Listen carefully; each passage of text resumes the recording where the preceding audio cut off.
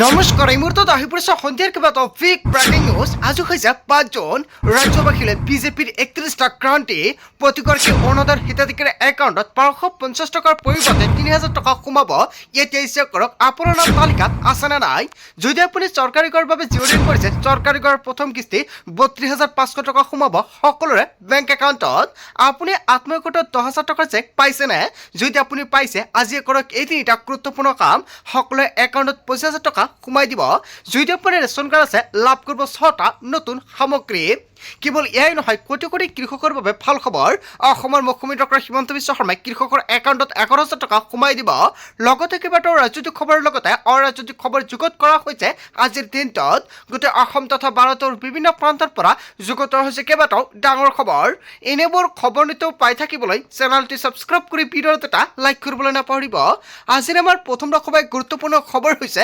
অসমবাসীৰ বাবে এটা ডাঙৰ খবৰ ৰাজ্যবাসীলৈ বিজেপিৰ 31টা ক্ৰান্তি বৃদ্ধি পাব অৰুণোদয় আঁচনি ধনৰাশি 1250 টকা নহয় 3000 টকা লাভ কৰিব অৰুণোদয়ৰ প্ৰতিজন হিতাধিকাৰীয়ে অৰুণোদয় আঁচনিৰ তালিকাত আপোনাৰ নাম অন্তৰ্ভুক্ত হৈ আছেনে তেন্তে আপোনাৰ বাবে অত্যন্ত ভাল খবৰ আহি পৰিছে কিন্তু অৰুণোদয় আঁচনিৰ টকা কেতিয়া সোমাব মহিলাসকলে ৱেইট কৰি আছে অৰুণোদয় আঁচনিৰ তালিকাত নাম থাকিলে অতি শীঘ্ৰে আপোনালোকে এই তিনিটা গুৰুত্বপূৰ্ণ কাম কৰক নহ'লে আপোনালোকৰ বেংক একাউণ্টত 550 টকাৰ পৰিৱৰ্তে 3000 টকা নুসুমাই কি তিনিটা গুৰুত্বপূৰ্ণ কাম কৰিব লাগিব আপুনি নোট কৰি ৰাখক নাম্বাৰ 1 অৰুণোদয় আঁচনিৰ টকা যিটো বেংক একাউণ্টত সোমাই সেই একাউণ্টটো এক্টিভ কৰি ৰাখিব লাগিব কিবা কাৰণত যদি ব্লক হৈ আছে অতি শীঘ্ৰে আপুনি বেংকত গৈ এক্টিভ কৰক নাম্বাৰ 2 অৰুণোদয় আঁচনিৰ লগত ৰেচন কাৰ্ড লিংক হৈ থকাটো বাধ্যতামূলক নাম্বাৰ 3 আপোনাৰ বেংক একাউণ্টৰ KYC আপডেট হৈ থাকিব লাগিব লগতে ডিবিটি মাধ্যমটো অন থাকিব লাগিব যদি এই তিনিটা কাম কৰা নাই অতি শীঘ্ৰে আপুনি কৰাই লৈ লওক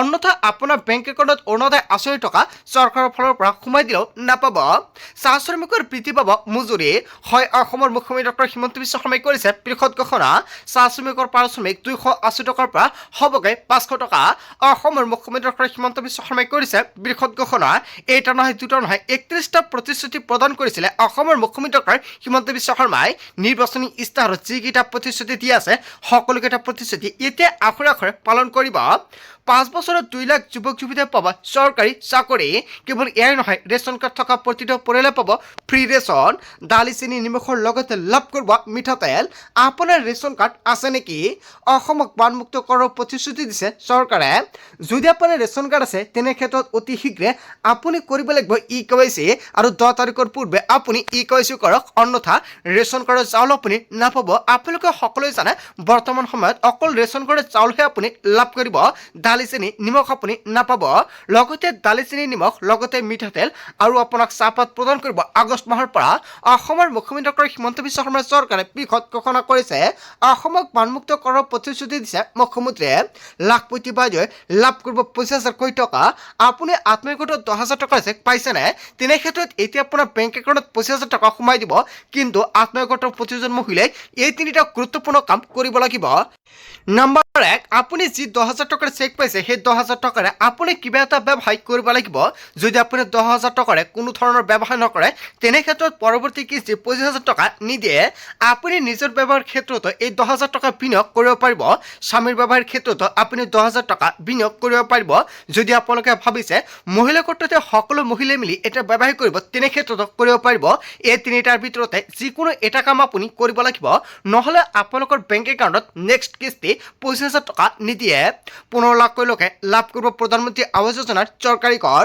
আপুনি চৰকাৰী কৰৰ বাবে জিঅ' টেকিং কৰিছে নেকি সকলো বেংক একাউণ্টত চৰকাৰী কৰৰ প্ৰথম কিস্তি টকা ৰিলিজ কৰি দিব অবৈধ অনুপ্ৰৱেশকাৰীক চিনাক্ত কৰি বহিষ্কাৰ কৰা হ'ব মিছন বসুন্ধৰাৰ জৰিয়তে ভূমিৰ অধিকাৰ প্ৰদান কৰা হ'ব আৰু প্ৰাক আৰু প্ৰাথমিকৰ পৰা স্নাতকোত্তৰলৈ শিক্ষা হ'ব সম্পূৰ্ণ বিনামূলীয়াকৈ সকলো প্ৰতিশ্ৰুতি এতিয়া আখৰে আখৰে পালন কৰিব অসমৰ মুখ্যমন্ত্ৰী ডক্টৰ হিমন্ত বিশ্ব শৰ্মাই 10 লাখ যুৱক যুৱতীয়ে পাব 2 লাখ কোটি টকা ব্যৱসায় কৰিবলৈ হয় যুৱক যুৱতীৰ বাবে ভাল খবৰ আহি পৰিছে আপুনি চাকৰিৰ আশাত বহি আছে নেকি তেনে ক্ষেত্ৰত আপোনাৰ বাবে এটা ভাল খবৰ যদি আপোনাৰ 26 বছৰ হৈছে বা 28 বছৰ হৈছে তেনে ক্ষেত্ৰত আপোনাৰ বেংক একাউণ্টত 2 লাখ কোটি টকা সাহায্য আপুনি লাভ কৰিব যি টকাৰে আপুনি এটা ব্যৱসায় কৰিব পাৰিব যাৰ জৰিয়তে আপোনালোকে এটা নিশ্চয় ভাল এটা ব্যৱসায় কৰিব পাৰিব কিন্তু ইয়াৰ বাবে আপোনালোকে কৰিব পাৰিব আবেদন অতি শীঘ্ৰে নতুনকৈ আবেদন প্ৰক্ৰিয়া আৰম্ভ হ'ব যিসকলে আবেদন আবেদন কৰিছিল সেইসকলে একাউণ্টত প্ৰথম কিছু টকা সোমাইছে আৰু কিছুমানৰ একাউণ্টত দ্বিতীয় কিছু টকা সোমাইছে।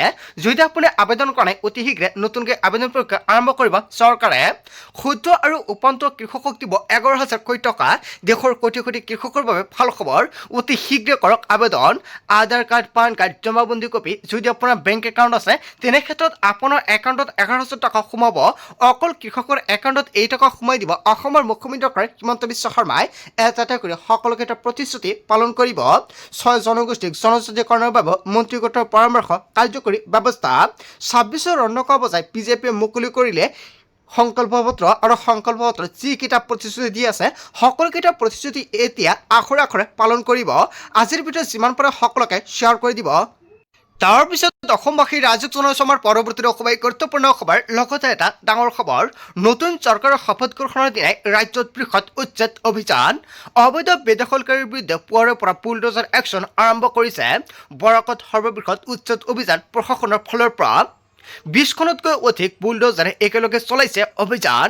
বৰাক উপত্যকাৰ কাছৰত যুদ্ধংদেহী ৰূপতীতে আৰক্ষী আৰু প্ৰশাসন বাহিনী আৰু উদাৰবন্দ, আৰগাটিপুৰ আৰু দয়াপুৰত এনেকুৱাকৈ পুৱাৰে পৰা আৰম্ভ হৈছে প্ৰশাসনৰ উচ্ছেদ অভিযান। নতুন চৰকাৰ শপত গ্ৰহণৰ দিনাই ৰাজ্যত সৰ্ববৃহৎ উচ্ছেদ অভিযান আৰম্ভ কৰিছে। আপোনাৰ অঞ্চলত যিকোনো মুহূৰ্ততে উচ্ছেদ অভিযান চলাব পাৰে। অবৈধ বেদখলকাৰীৰ বিৰুদ্ধে পুৱাৰে পৰা বুলডোজাৰ একশ্যন চৰকাৰৰ। তাৰ পিছত অসমবাসী ৰাইজক জনাইছো আমাৰ পৰৱৰ্তী অসমবাসী গুৰুত্বপূৰ্ণ খবৰ। লগতে এটা ডাঙৰ খবৰ, প্ৰধানমন্ত্ৰী মোদীৰ প্ৰশংসাত পঞ্চমুখ ডনাল্ড ট্ৰাম্প। হয়, আন এটা বিগ ব্ৰেকিং নিউজ আহি পৰিছে। ৰাছিয়াৰ সৈতে ভাৰতৰ বন্ধুত্বই বিপদত পেলাইছে নেকি ট্ৰাম্পক? ভাৰতৰ বিৰুদ্ধে কথা কোৱা ট্ৰাম্পক সলনি হ'ল সুৰ। হয়, ভাৰতৰ সৈতে শীঘ্ৰেই বাণিজ্যিক চুক্তি সম্পূৰ্ণ কৰাৰ ঘোষণা কৰিছে ট্ৰাম্পে। প্ৰধানমন্ত্ৰী মোদীৰ মোৰ ভাল বন্ধু বুলি ঘোষণা কৰিছে ট্ৰাম্পে। আৰু প্ৰধানমন্ত্ৰী মোদী আৰু মোৰ মাজত সম্বন্ধ বহুত ভাল। বৃহস্পতিবাৰে আমেৰিকাক বুঢ়া আঙুলি দেখুৱাই মোদীৰ প্ৰশংসা কৰিছিল পুটিনে। আৰু ৰাছিয়া ভাৰতৰ মাজৰ বন্ধুত্ব কেতিয়াও বেয়া নোহোৱাৰ কথা কৈছিল পুটিনে। আৰু ভাৰত ৰাছিয়াৰ সম্বন্ধ দুৰ্বল কৰিবলৈ হেঁচা প্ৰয়োগ কৰে ট্ৰাম্পে। আমেৰিকাৰ এই প্ৰয়াসত মোদীয়ে কেতিয়াও সফল হ'বলৈ নিদিয়ে। আৰু পুটিনে ভাৰতক কৰা প্ৰশংসাৰ পাছতে সুৰ সলনি হৈছে ট্ৰাম্পৰ। মোদী পুটিনৰ বন্ধুত্বক লৈও এতিয়া ভয়ত ৰাষ্ট্ৰপতি ডনাল্ড ট্ৰাম্পৰ। প্ৰধানমন্ত্ৰী মোদীৰ প্ৰশংসাত পঞ্চমুখ ডনাল্ড ট্ৰাম্প। হয়, এটা ডাঙৰ খবৰ আহি পৰিছে। ইয়াৰ বিষয়ে জনতাই কি ক'ব? যদি জনতাৰ কিবা মন্তব্য কৰিব লগা থাকে আপোনালোকৰ মন্তব্যটো নিশ্চয় কমেণ্ট বক্সত জনাই দিব।